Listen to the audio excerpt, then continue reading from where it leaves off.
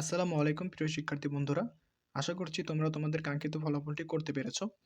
কিন্তু অনেকের মধ্যেই একটা কৌতূহল থাকে কোন বিষয়ে কত নম্বর পেয়েছে, মানে সাবজেক্টে কত নম্বর পেয়েছে সেটা দেখার জন্য। আর বিভিন্ন ভর্তি পরীক্ষার জন্য এটা খুব ইম্পর্টেন্টও। তো প্রথমে আমরা এটা দেখার জন্য গুগলে আসবো। গুগলে এসে সার্চ বারে লিখব Dhaka education board. Dhaka education board লেখার পর সার্চ করলে দেখবি প্রথমেই আমাদের একটা লিঙ্ক আসছে।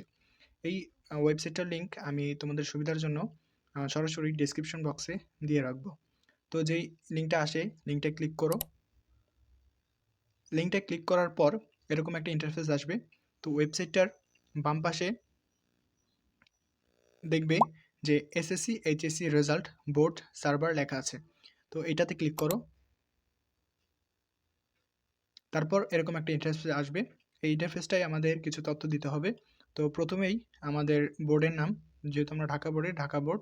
তারপর নেম অফ এক্সামিনেশন, কোন পরীক্ষাটা আমরা দিয়েছি, কোনটা রেজাল্ট জানতে চাই, এসএসসি, এবং পাশের সাল। পাশের সাল আমাদের 2025।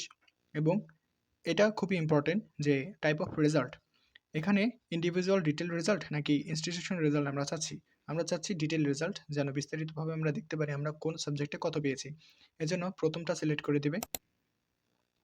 দেওয়ার পর দেখবি রোল নাম্বার এবং রেজিস্ট্রেশন নাম্বার চাচ্ছে। তো আমরা রোল এবং রেজিস্ট্রেশন নাম্বারটা পূরণ করে দেব। তারপর এখানে একটা ক্যাপচা আছে, ক্যাপচাটা সলভ করব।